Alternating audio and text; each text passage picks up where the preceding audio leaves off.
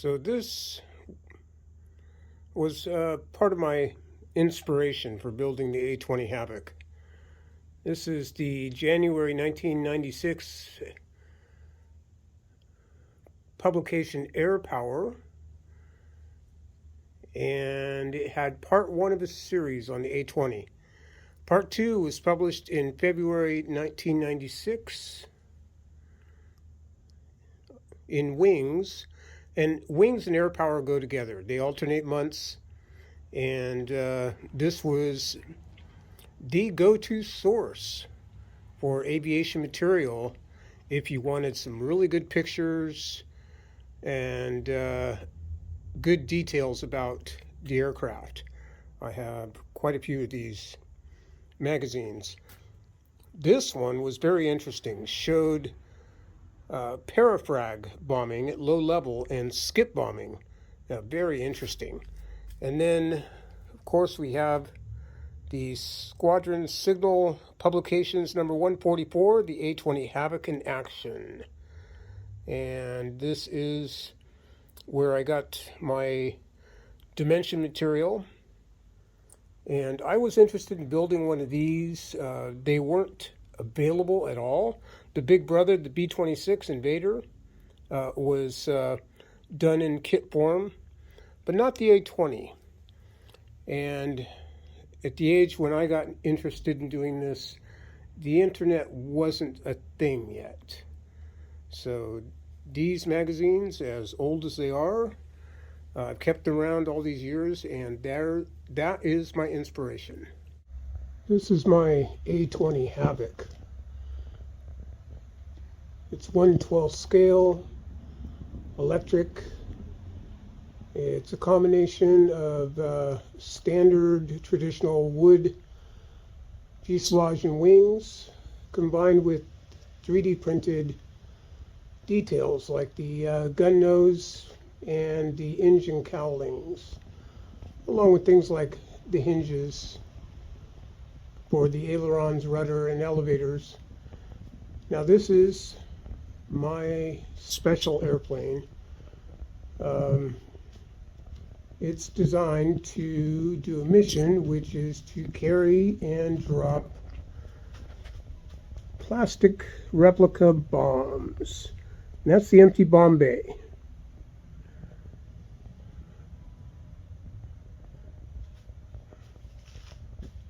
Now these propellers are my own design as well as the airplane. The airplane's my design. The propellers are also my design. These are injection molded plastic replicas of the Hamilton Standard hydromatic propeller. So I have a lot of light on in the shop, so we may get some glare. The canopy is removable. It's held on by magnets, as is the gun nose. The LiPo batteries are placed into the cockpit via the front when you take the nose off, and of course you have the canopy off to help guide them in. The entire upper section, all the way back. See if we can get a glimpse of that. No, not at this time. Is held on by magnets.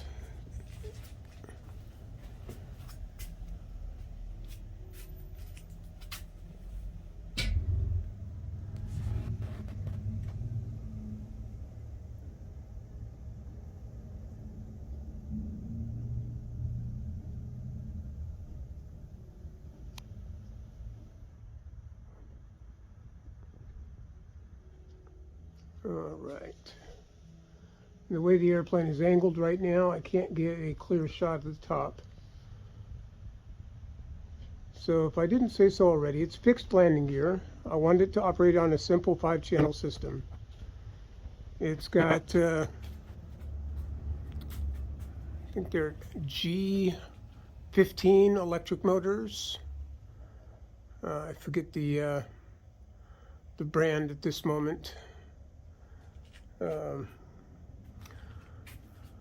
Well, let's just say it has electric motors, speed controllers, and additional servos where needed. It's also got a bomb drop operated by one servo. Here is my A-20 Havoc model. This is a 1/12 scale scratch build, and what I'm going to do is show off the airplane and its various features. Get a general look here. Now this is the same table I built this airplane on, but at that time it didn't have a computer on it. A little crowded for space, but I think we can handle it. This is what I would call a special plane. It is meant to perform a mission, and that mission is to drop bombs and record the bomb drop. And to that end, I designed this airplane with very specific capabilities. So this is a hybrid between traditional balsa wood, sheet over ribs, sheet over bulkheads and stringers, combined with 3D printed parts and even some plastic injection molded parts. The cowling is 3D printed. It's pretty special. I'll show you that in a while. The gun nose is 3D printed. The machine guns are 3D printed. The canopy frame is 3D printed.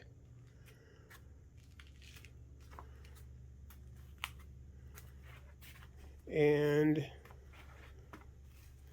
the scale type hinges for all the flying surfaces are also 3D printed.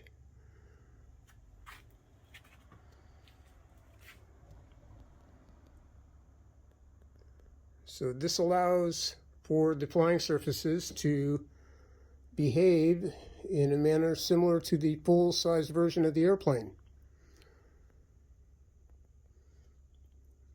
And I wanted to get as close to a scale realistic look as I possibly could.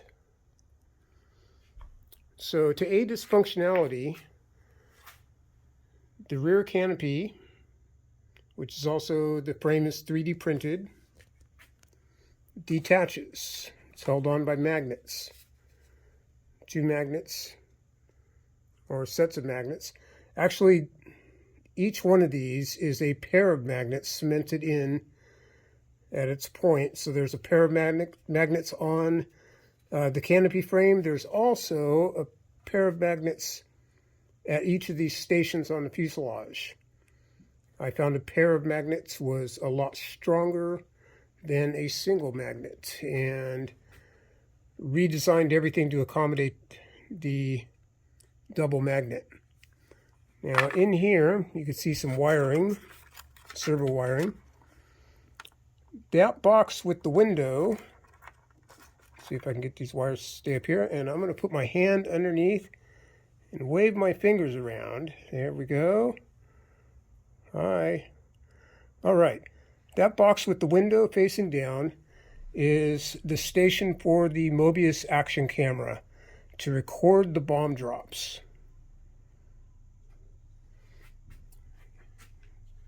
So that is accessed through the rear canopy. And then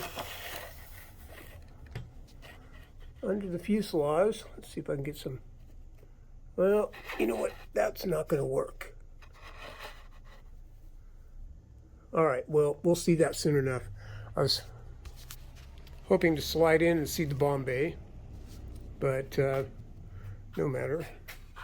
All right, so let's put these wires back in, and there. Canopy's held in place by those magnets, and unless something happens to one of the parts in front of that, it should never come off. Now, this center section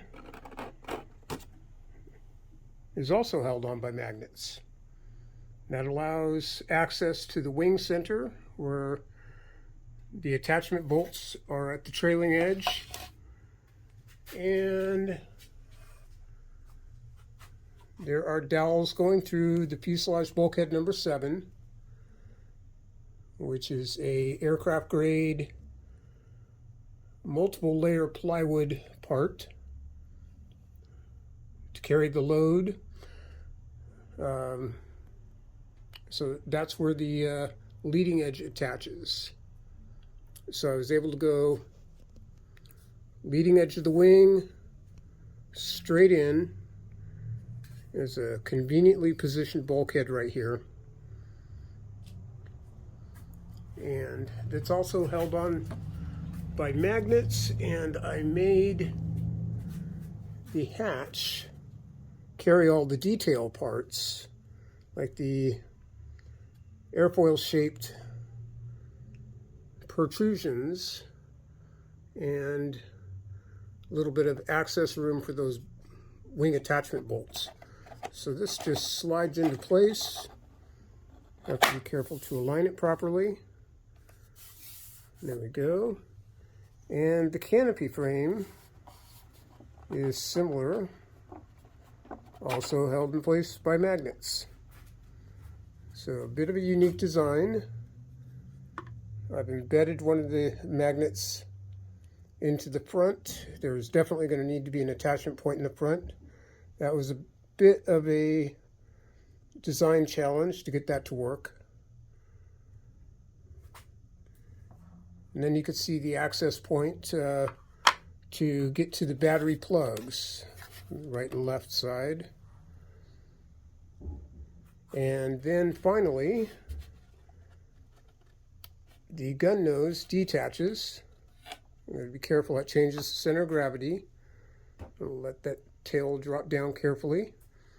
All right, and through the number 4 bulkhead opening, the 2 batteries that this airplane carries are slipped in through that oval opening and positioned on the cockpit floor. Okay, so that sets up the batteries at a nice center of gravity position. And there are 6 magnet positions that hold the gun nose in place. There we go, that's what it looks like. And good look at the 3D printing from the inside, the original color of the machine guns. So, this is a prototype model. It's the first of its kind. Some of the parts are not first prototype, like for instance, this gun nose is the second version. First version, it didn't come out quite so well. So, now there is a complete building log for this aircraft on RC Groups. The build log is under Cool Model Guy, and the name is Designing and Building the Douglas A-20 Havoc in 1/12 scale. So, if we go to, let's see, there's 3 pages here. And if I go to the 3rd page,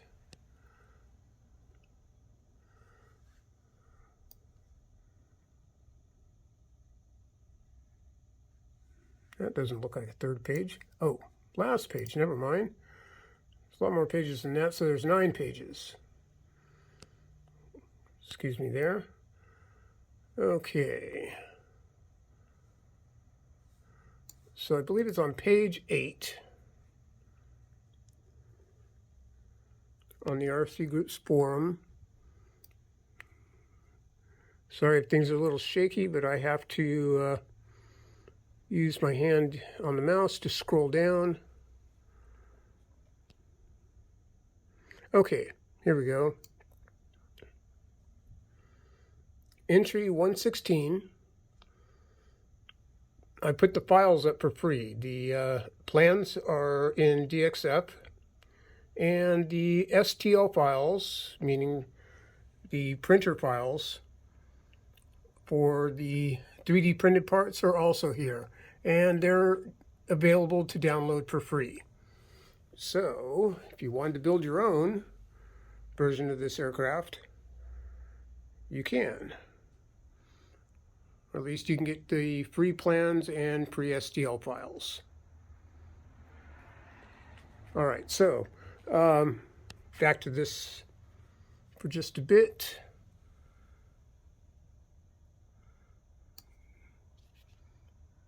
On entry number 117, or it is up in the upper right-hand corner, I took a bunch of photographs of this airplane with its motors running. And one thing this airplane doesn't have yet, which this is a nice thing about building forums.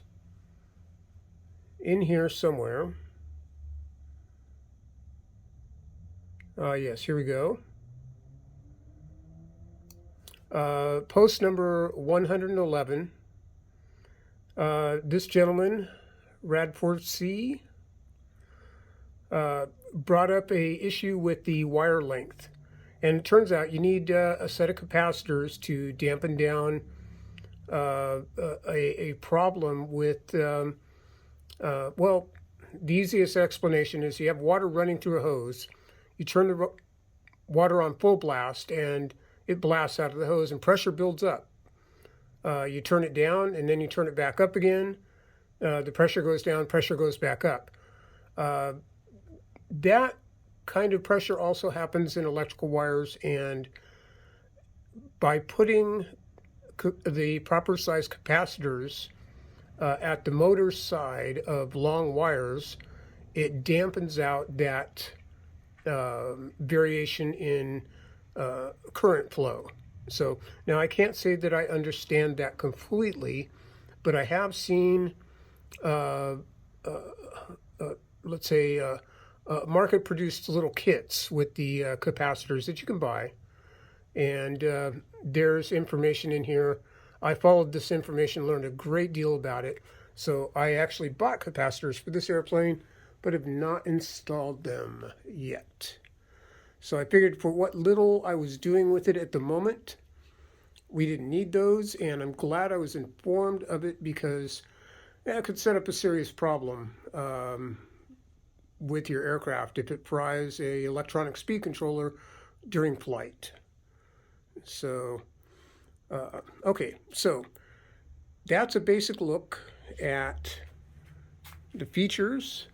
In a few minutes, I'm going to prepare the aircraft for loading up the batteries and loading the bombs on board, and I'm going to show also how the engine cowlings work for access to the motors. So a problem I've always had with engine cowlings is access to the motor shaft to undo the shaft bolt and get the propeller off. It's always been a concern of mine given cowl design. So anyway, we'll see that too.